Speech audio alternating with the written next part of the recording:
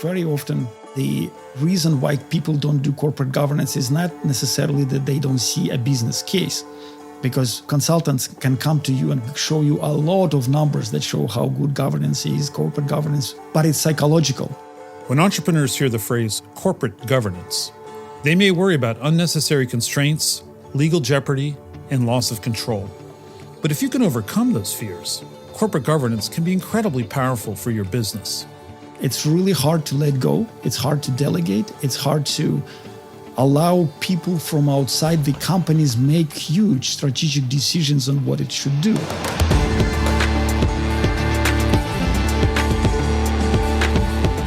Welcome to the second season of Grit and Growth from Stanford Seed, the show where Africa and South Asia's intrepid entrepreneurs share their trials and triumphs, with insights from Stanford faculty on how to tackle challenges and grow your business.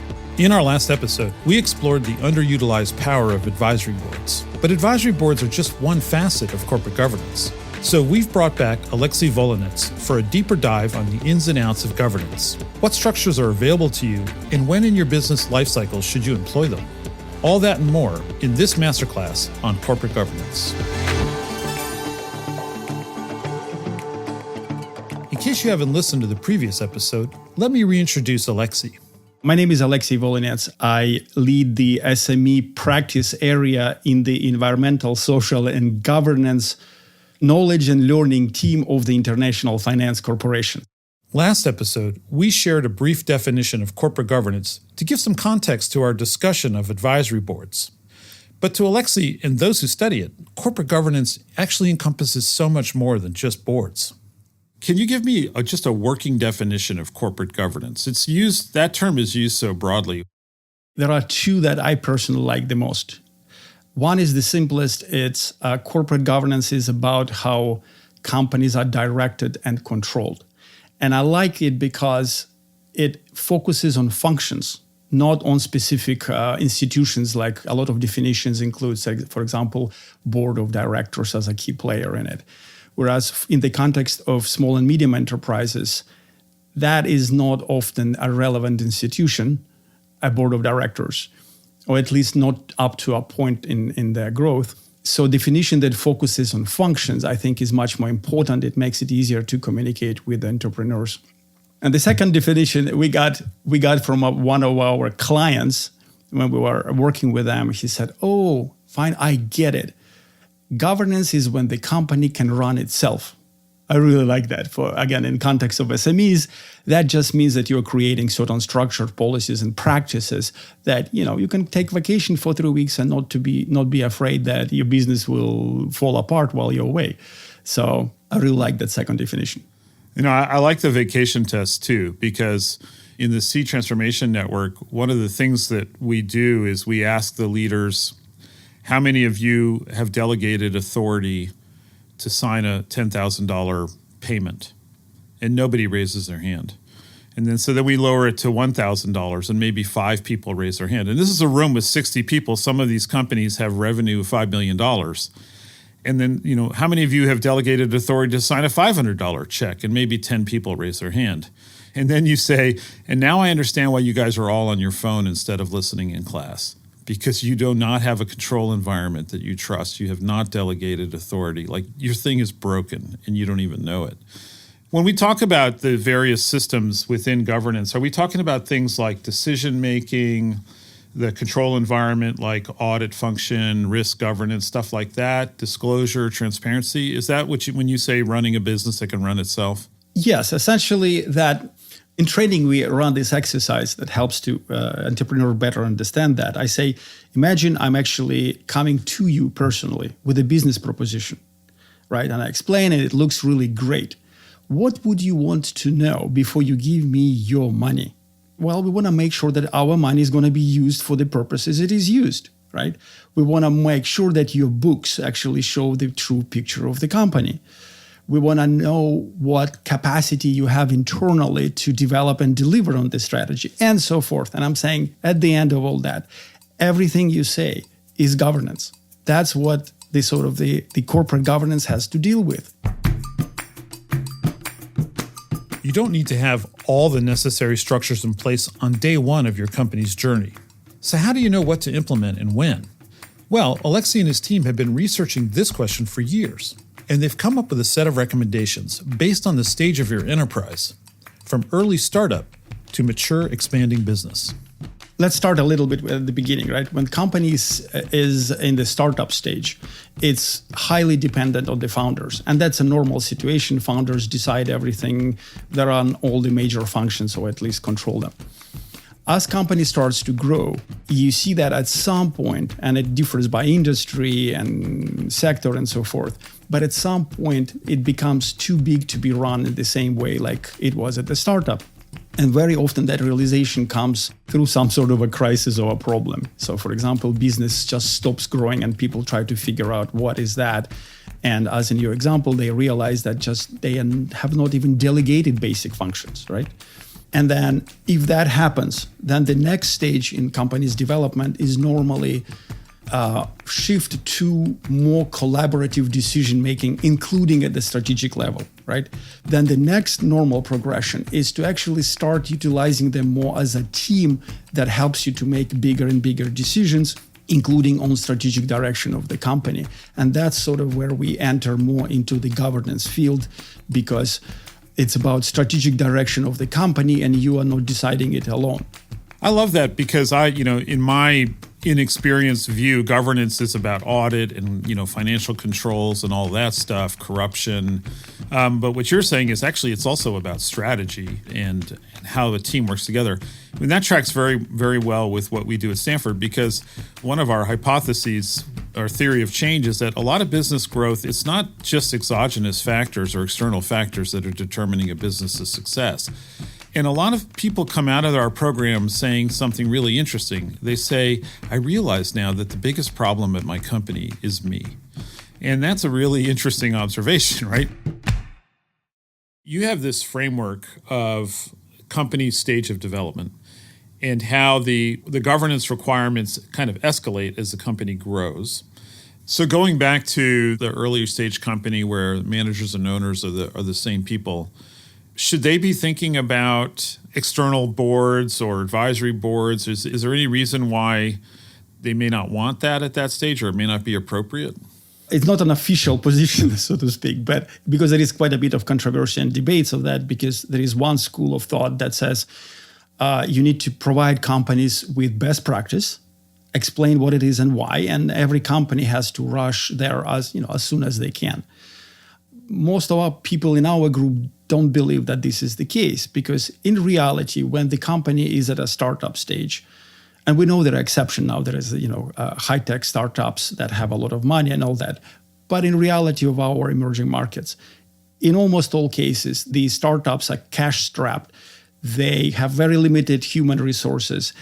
And in reality, very often their founders are by far the most competent people in this particular area, right? So the fact that they don't delegate much is not necessarily even bad, because they have the best expertise available in the company. So in that case, we even sometimes jokingly compare entrepreneurs to French King Louis XIV, who used to say, I am the state. And in the same way, they can say, I am the company. So at that stage, the reality of business, the limitations are such that not thinking about corporate governance board and such is okay, because you have other problems. You have to develop your product and service and things like that. But again, at some point when the company becomes big enough, that becomes an issue. But what we want to do is to ask people very early on, even at a startup stage, to think of external advice. And it sounds like a very, very simple thing, because for many people it is, they intuitively understand that there are people out there that are more successful than them that they want to learn from, and they get formal or informal advisors. And that's actually at startup stage, if you do that, that often is good enough, given all the limitations. So depending on the stage of the business, a board, whether it's advisory or fiduciary, is not necessarily required to practice good governance. What other actions could a founder, CEO take to get some of the benefits of good governance without the formal structure of a board? We actually sometimes observe the following negative trend, is that people involve a lot of advisors at the beginning of the business, But then in the second stage of the initial growth, right, if business actually turn out to be successful, product is good, service is good, that at that stage they feel like they are on top of the world and they stop engaging advisors. So one advice is kind of to institutionalize use of advisors, have a schedule, have a purpose for the meeting, and so forth. So even if it's not formal advisory board, you have a continuous engagement with external advisors. And then second mechanism is actually start building management team. A good board of directors need to have a partner in the company, and that not just CEO, it actually is the management team. So one thing you need to start doing as the company continues to grow is to start building not only individual competent managers, but actually start bringing them together for discussion. And we often even advise that for those strategic meetings, get out of your office. You can have it somewhere outside, call it a strategic retreat. You might even invite one of your advisors to run that meeting. You're thinking not as a day-to-day manager of a unit, you're thinking for the company as a whole. My main point is that in a context of small and medium enterprises, that arrangement of management team can be very, very effective and does perform some of the functions that normally are assigned to the board. Again, from academic perspective, all of it is not correct, right? You can criticize it from a standpoint of governance theory a lot. But from a realistic perspective of companies in emerging markets, that's often a workable solution, especially in a resource crunch. The next stage of the company's development is what Alexey calls active growth. And it's here that the need for formal governance tools begins to emerge.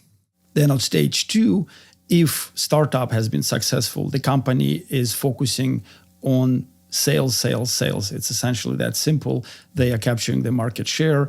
And what is typically characteristics is the company is growing fast, but organically, so to speak.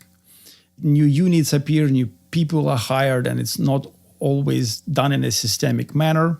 So at some point, the company becomes quite big, but in many ways, it's still run as a startup. And that's a crisis point. Yeah, so that's really, this is super important. Things are growing, people are being hired, units are being created, maybe ad hoc. And now it's time to start to formalize the business. Can you give me a couple of key examples of what needs to be formalized? Well, it sounds very simple, but organizational structure. You'd be surprised how often, even with us, IFC as investors, if we deal with SMEs, we deal with a much larger end of that. So you come to pretty sophisticated companies, 250 people or so, and you ask for an org chart and it doesn't exist. It's somewhere in the mind, there are some processes, some way it's sort of path dependence. Here is how we do business, but there are actually quite a lot of gray areas as whose responsibility a particular task is. And we see it again and again. So one of the basic things, you actually create organizational chart. You create terms of references for key functions. You document those functions. And it's not just needed for formalization. It's needed, for example, for succession. If suddenly one of your key people leaves, there is the TOR that describes exactly what needs to be done and how that process is being done. So that basic formalization needs to happen at the end of the stage 2, just because there was too much growth and too many things happening, just because that's how we do business here. That path dependence at some point needs to be analyzed, and very often companies see that they are doing things in really suboptimal ways. That's what's fascinating about that for me is you have key person risk, right? So much of the business is in the mind of one person. It's not documented. That person leaves, particularly in the tech sector. They might leave in 6 months. And nobody knows what the hell they were doing. Exactly. No one knows where the files are. So, organizational structure is about the definition of specific roles and responsibilities. It's also about who reports to who, but it's also about who owns which projects or who owns which tasks, right? And sometimes I find some of the biggest problems within companies is lack of clarity around who's actually accountable for what. Apart from the job description, like sometimes people write job descriptions, but then you find out that all the power is actually over here with this other person and it's not even in their job description. And it's not just org charts that need to be formally documented. I'm interested in formalization around strategy. And I came to this because I went to a bunch of meetings with SMEs. We're talking about $2-3 million turnover companies. We brought the management team in with the CEO and we asked the question, does the company have a strategy? Like a 3-year vision and strategy.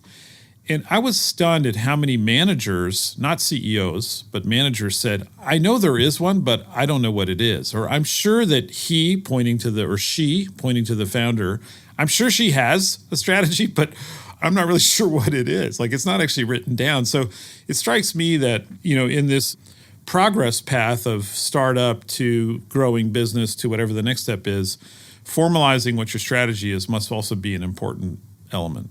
Exactly. And we have very similar experience to yours in this regard. When we do company assessments, one of the typical questions you ask, what is your vision? What is the strategy of the company?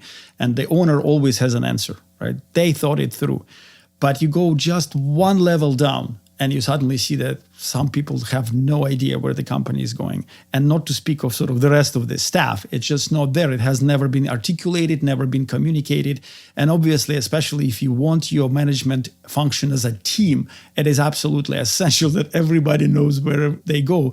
I know it sounds very kind of simple, almost primitive, but I guess there is just so much going on in an entrepreneur's life that those things they don't have time to kind of stop and ask themselves this question. Do my people even know where we're going?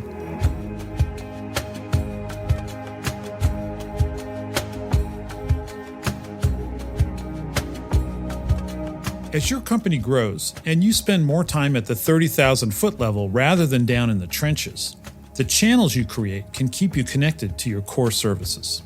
Especially now when we are looking at sustainability of growing companies. People who are most connected to your customers are normally people at the lowest level of hierarchy, right? These are your salespeople, your repair people, whatever.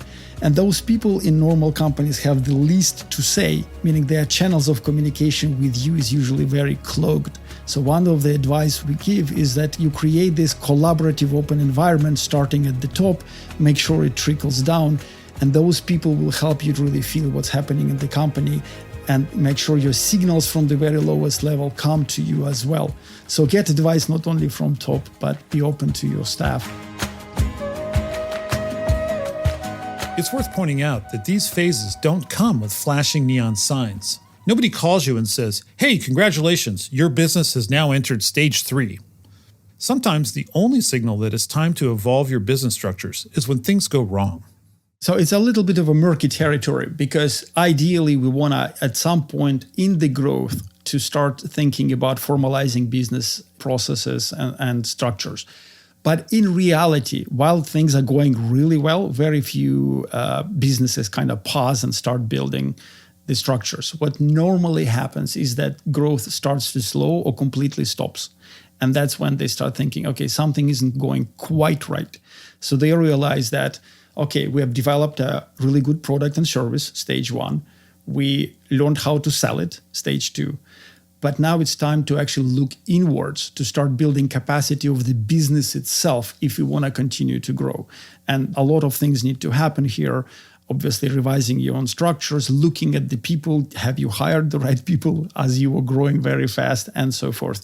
So as we're saying, at some point in the growth, so it's between stage 2 and 3, is when the focus has to shift, at least to some extent, to the organizational development.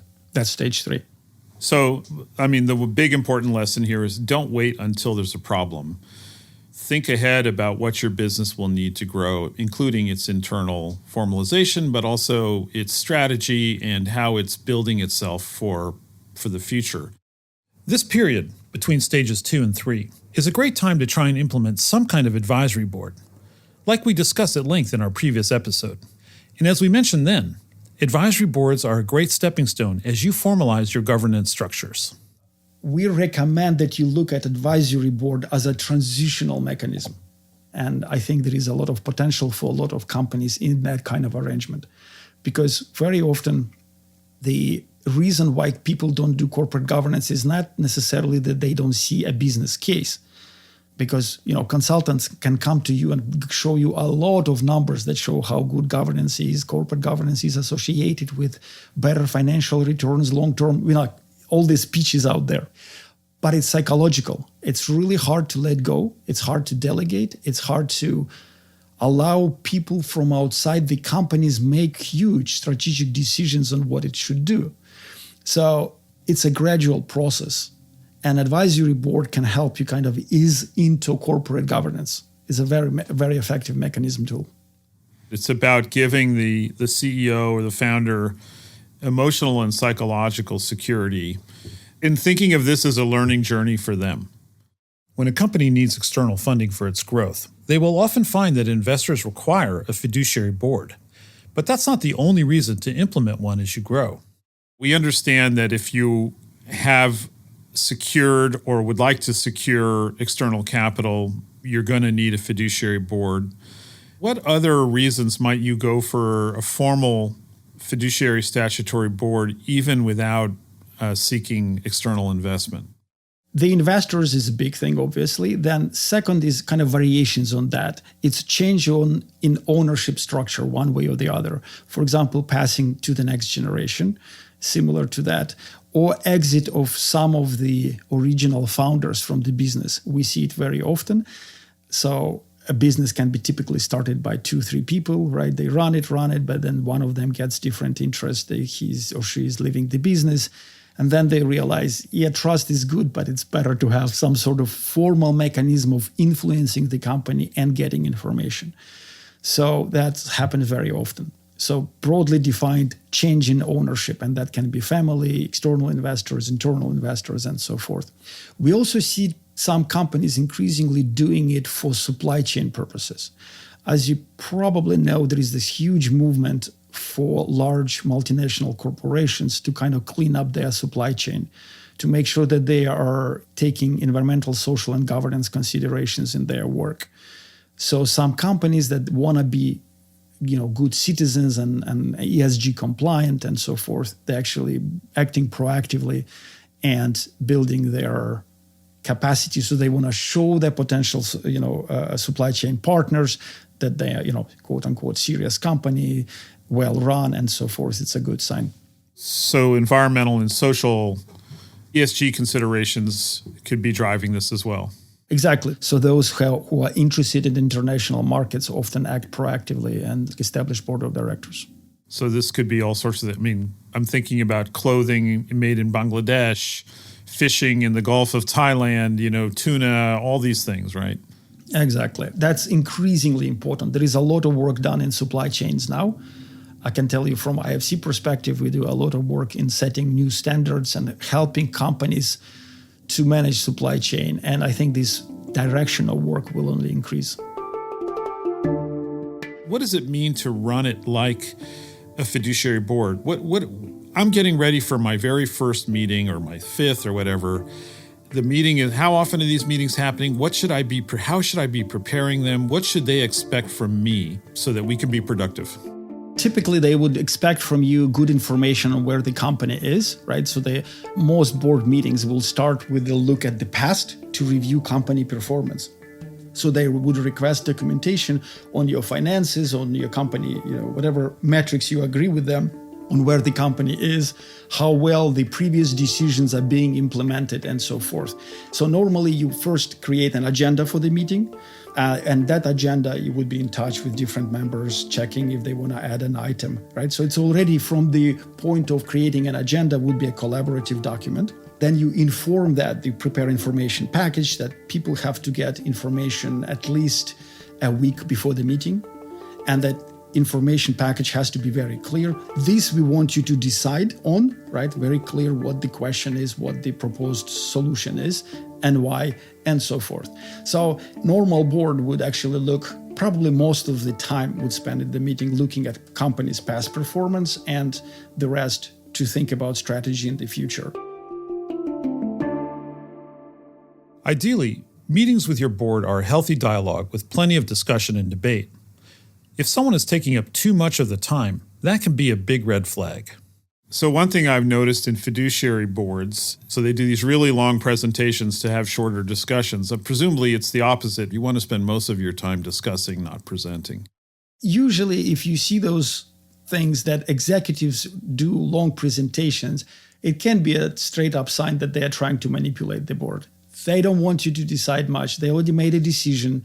They actually eat up all the board's time with presentations and reports, and they will actually supply you as too much information of the company. So you spend most of the time looking backwards, and then they say, and here is a proposed decision, and you have 10 minutes to discuss it. That's usually a really, really, really bad sign. So if you see that on your board, be wary about it. It's called running the clock. My kids do it to me all the time. It works. It works. That's why people do it, right? And also one thing is in terms of the psychology and how the meetings are run, especially the board. One of the difficult things for the people on the advisory and normal boards is this, that when you are seeking out expertise, very often the people will come from executive background, right? You will invite other successful entrepreneurs or managers and so forth. And those people are coming with this background. They used to be bosses of their domain in their companies and so forth. And it's a certain mode of operation being a boss. On the board and on advisory board, you are just one of the peers. You are absolutely in a group of absolutely equal people. Even chairman, technically speaking, is first among equals. So that's a very different mode of communication. So that's why you have to kind of learn new skills of operation, not to be the boss, but be a good peer. Organizing and managing a board yourself can seem intimidating, but there are people specially trained to handle all the legalities and logistics.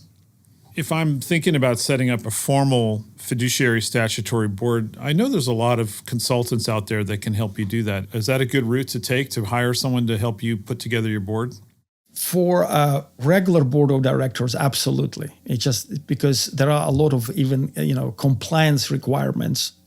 It would be highly advisable for a fiduciary board that you get either some sort of consultants, or in many markets we see that the profession of corporate secretary is taking off. Corporate secretary is or corporate officer sometimes called, is a hard to define role, but it's basically a person who is responsible for making sure that the board runs smoothly, right? They're working with the chair of the board and arranging meetings, agendas, documents, all of that, right? That is sort of behind the scenes person. And those people can be extremely knowledgeable in terms of how the boards actually work in a specific cultural context and legal context. So you can hire a good corporate secretary to help you set up the board. The elephant in the room when it comes to fiduciary boards and corporate governance in general is control. Many entrepreneurs put off creating a board because they think they're handing over the reins to the company. One of the reasons why some entrepreneurs worry about taking on private equity investors is losing some control of the company. And one of the ways in which that's expressed is, I'm going to create this fiduciary board. There's going to be these people representing the investors on the board. They're going to get into my business, and they're going to try to be operators. Does that resonate with you? Yeah, that's a very typical situation. I think the most important thing here is alignment of interest.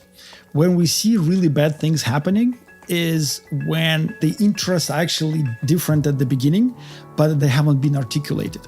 For example, when in, say, some private equity fund looks at 3 years investment, right? Horizon, they are going to be out. You have a family business. Your horizon is 50, 100 years or something. So when they enter, they start maximizing their returns for 3 years. This is everything. And of course, as we all know, that can create conflicts with more long-term investors. So that will inevitably kick in and becomes a reason for a quite serious conflict between different investors. The main advice here is to be really, really clear on the purpose. Why do you want those investors? Do you have the same horizon, same understanding, same strategy? So the more discussions you have up front, the better. And then also entrepreneurs need to understand that a lot of funds increasingly bring not only capital, but they bring expertise. They see that this is their differentiating competitive advantage. So they can be really good to have on the board. That's where they can add a lot of value, because especially if their interests are aligned, you're clearly understanding when they are entering, when they are exiting, how and what will be done in the process. You may think that corporate governance is only useful for big multinationals or fast-growing startups, but it's also necessary for smooth exit planning and CEO succession, periods that can be especially difficult for family-run businesses. So let's pivot a little bit and talk about family businesses. In the markets that we work in, I would say the majority of businesses are family-owned, sometimes second generation. So there's family members all over the place, right? They're running HR, they're owners. Should family businesses approach governance differently? Yes, I would say the first issue we deal with is that not all family businesses admit to themselves that they are family businesses. That was a very strange realization to us, and we start seeing the same problem, right? You sort of ask, who are the family businesses here? And, a few hands raised, and then start talking to those people, and you realize, well, their cousin is, works in accounting, their wife is a chief technology officer, and so forth. So like the entire family is there, but they don't see it as a family business. And what is the reason? The reason often in some cultures, there is association of family business as something not very serious. So that some people would even tell us, no, we are not a family business. We are a serious business here.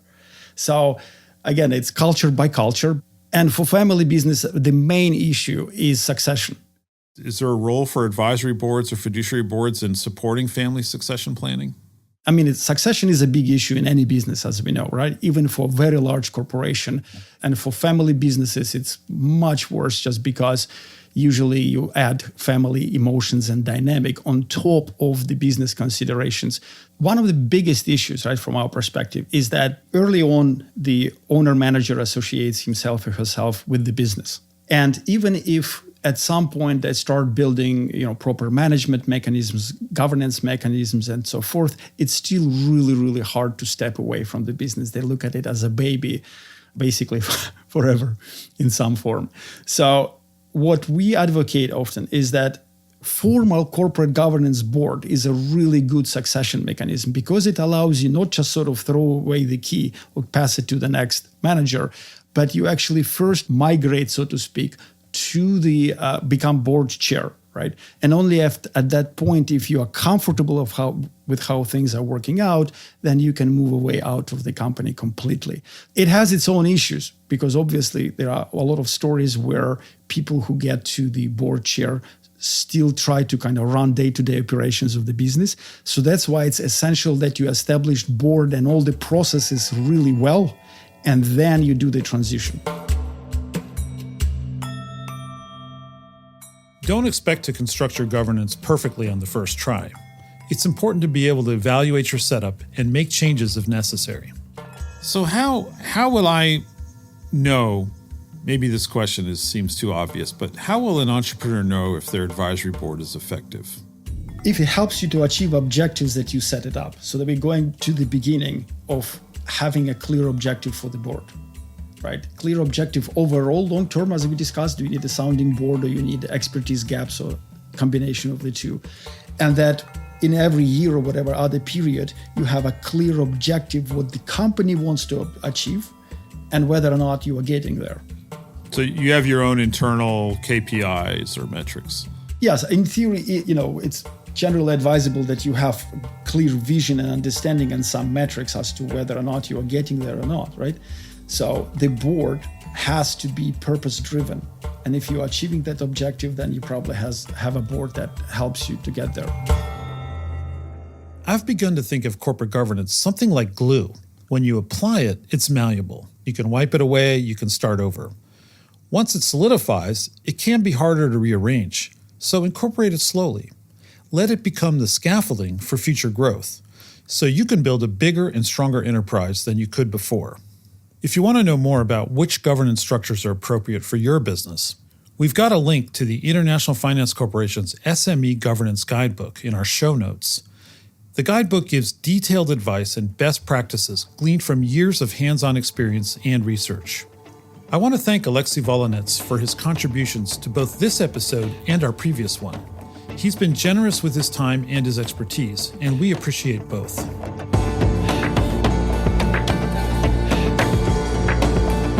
This has been Grit and Growth with the Stanford Graduate School of Business, and I'm your host, Darius Teeter.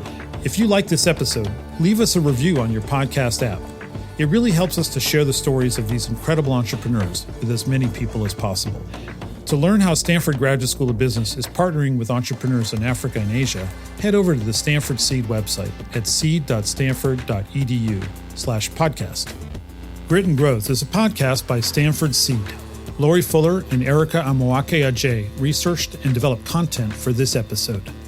Kendra Gladich is our production coordinator, and our executive producer is Tiffany Steves, with writing and production from Andrew Gannum and sound design and mixing by Alex Bennett at Lower Street Media. Thanks for joining us. We'll see you next time.